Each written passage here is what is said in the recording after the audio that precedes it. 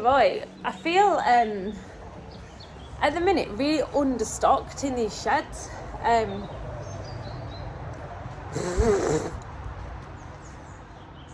Wow, I look good. Like, we've literally got like 3 bullocks in here. In the past, we've always been really overstocked because we've been short of buildings.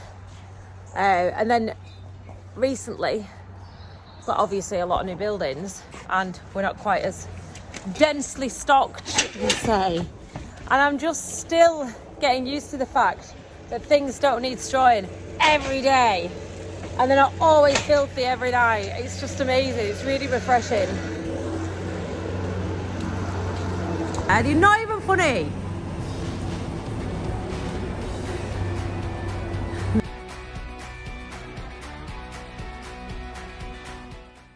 So me and Roy are just about to go and put the whisk on, and obviously I now video everything I do, so I'm going to go and show you us putting some slurry out. So me and Roy are, that's a lie, Roy is going to put some slurry out. I am just walking around looking semi-useful. Might help him put the whisk on, might not. Here's the hole. I'll explain the process.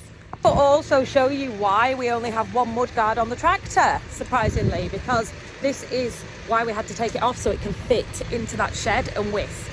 That cat should not be around here because it is at risk of dying. I won't put her in the office.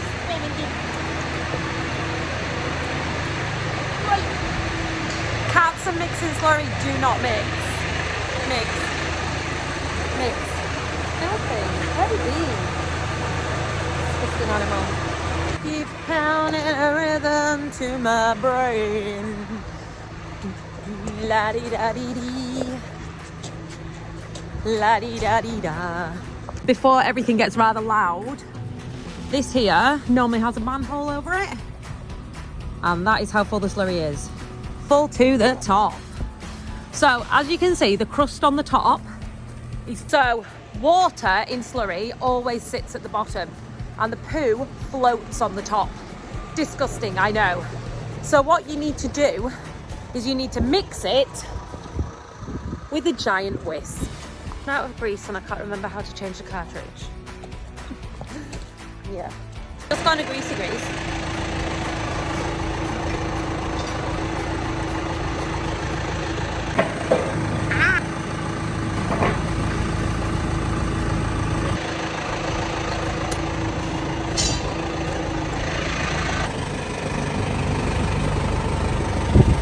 So this drops into here.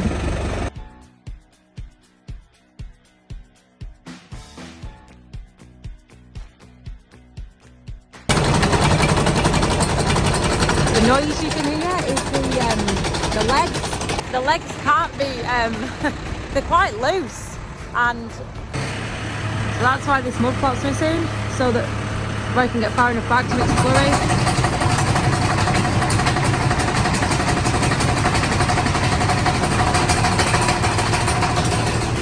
Vacate the building because the fumes they're giving off can be completely deadly. Come on girls, out you go. Out. Out. Nuisance. Out. The bad press that farmers get, greenhouse gases and all that, that is the major issue. And there's this thing in the future, clean air strategy. But it's every bit as sickening as you think it would be. It's the most terrifying. I know there's people who don't care, but like, oh, it's just awful. So when you mix your poo and your pee together, you make ammonia, and it's very, very bad for the environment. While we are mixing this now, we are releasing ammonia. It stinks, it's not good, it can kill people, it can kill animals, it's bad for the environment. We know this, but obviously it is an unavoidable thing that we have to mix slurry on a farm to be able to spread it successfully on the land. In the future, farmers will be tasked with capturing that gas. Yes. And you wonder how they are going to do that. They also wonder how they are going to do that. Slurry pits in general are going to have to be a closed, you know, an airtight thing, and you're going to have to capture the gas, which actually is a valuable product. If you think of biodigesters, that's the same sort of thing. This here is excuse the noise, this here is a slurry tanker. Basically, it has a vacuum on the front. I'm trying to get away from that noise.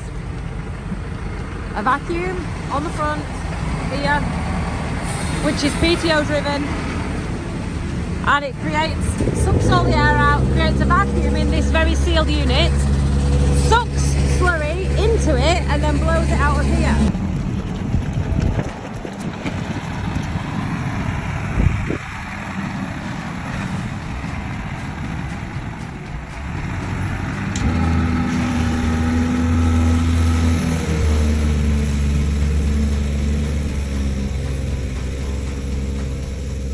As you can clearly see, when I was talking to you about water yesterday going into our slurry pit, this is practically water, to be fair. There's not a lot of shit in there. This here is a system that will be outdated probably shortly, to be honest. You can get several different things. If you're on Tom Pemberton's YouTube, obviously you will be. He has a dribble bar thing that alleviates the need to spray it everywhere like this. Lessens the risk of the gases being released into the environment. You can also get like direct discs that cut it in, and it's like a slurry injection into the ground. They use that a lot for like chicken blood. That's really good for the land. Crops are changing, and farmers are also changing the way that they work the land and work with waste products that have a harmful effect on the environment, such as slurry.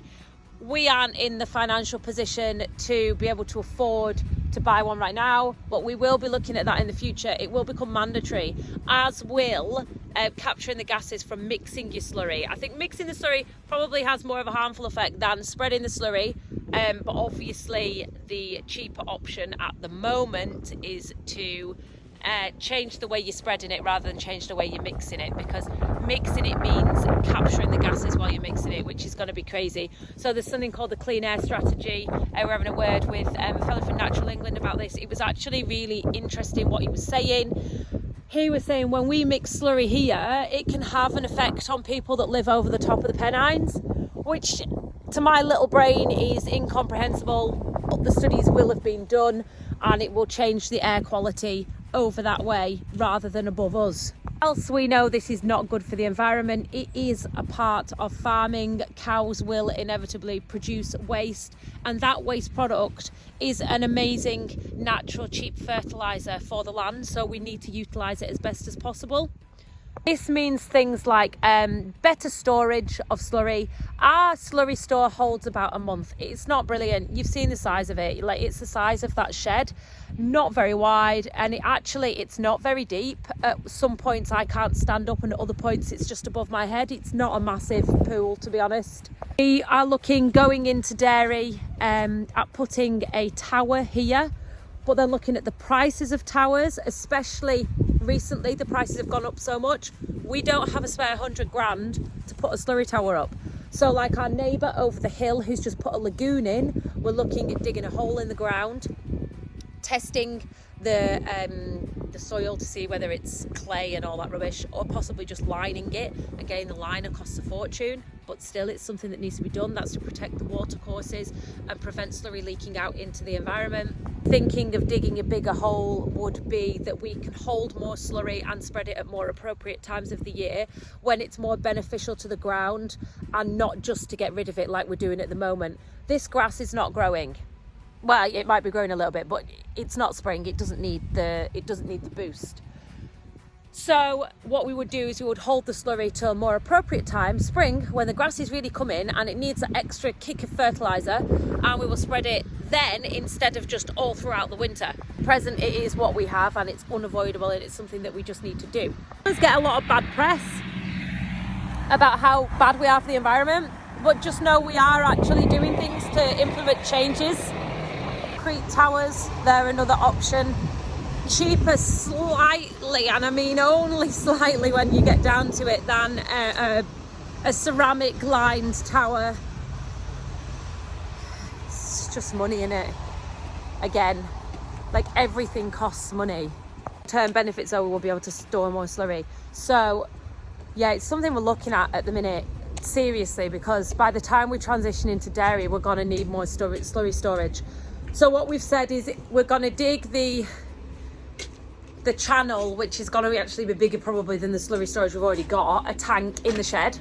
One of the reasons why we put the 2 new muck sheds up down there is to be able to spread the muck at more of an appropriate time of year other than when we have to, which is the same as the slurry. Obviously it is the same byproduct but just in different form. Still strawing out by hand. The coughing in the shed has got an awful lot better since we have been doing this. So I think it is making a difference, so we will continue to do it. It just takes ages, and when you're tired, you just can't be bothered. But you have to do it, it's a responsibility. I've got a dodgy little problem to share with you. So we are getting these sheds ready. Today, we are making them into what they're meant to be, muck sheds.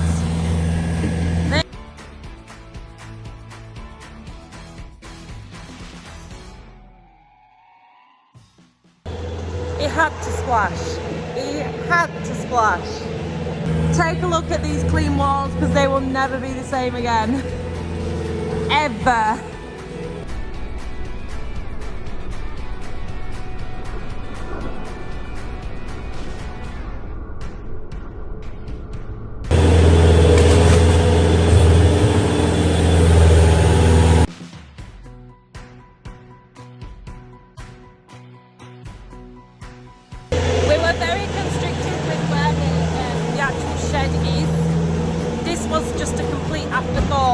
And it was not the plan, hence why it's been a bit of an ad-lib decision. It's worked though, actually, surprisingly. But I said the S160 would fit way easier than the big one. In the end, we will end up with like a Manitou and a S160, so it's not an issue.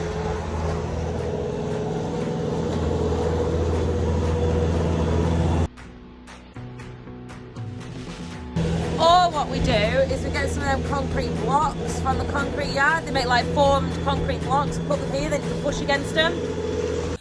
We've just come to get something out of the field and Roy's just gone to grab the electric fence. Bear in mind it's been on since the cows were out in summer and it's still live. He's just shocked himself. You do not get many like this. Oh, keep that battery, get it saved up, get it charged up. Right!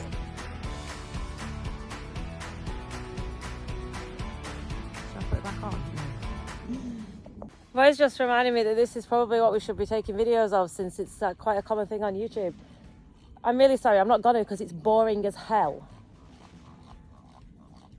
Even the sound of it's boring.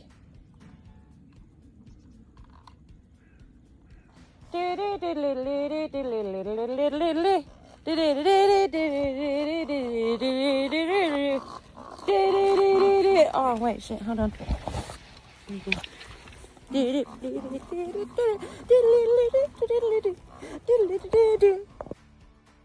So I joke, but this here is the bit that the cows are kept off just because we're making a wall, and you can see clearly the difference in the grazing.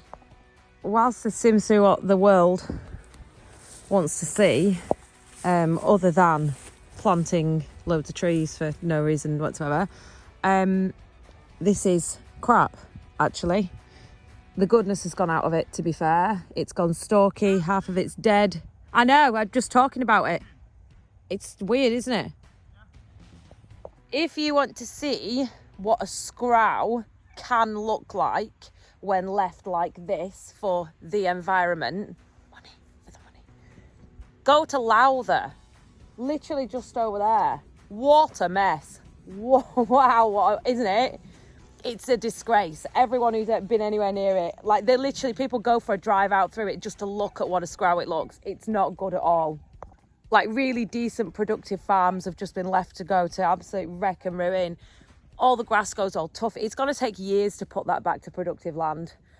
And in times when there's food shortages and things like that, it just seems like, oh, it just seems like such a backwards thing to be doing for the environment.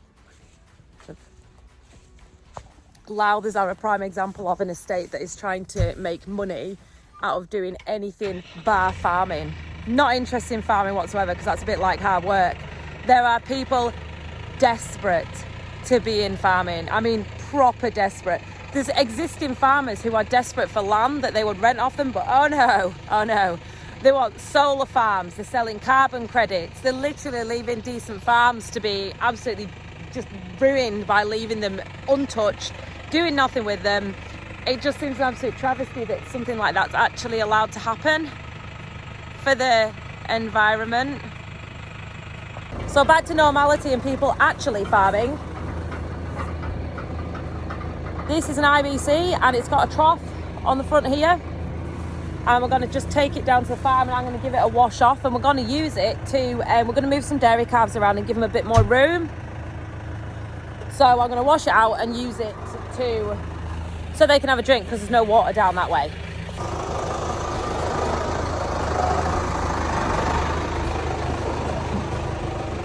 That red stuff is literally just because it's been sat out in the weather, like actually stuck. It's quite heavy. This isn't a good start for your farming career, getting things stuck already. So what are you doing, pulling it out with your tractor? It's really heavy. There, go and wash it off. Did you even see how big it was? It went onto the reflector on the wheel. It's because I'm strong.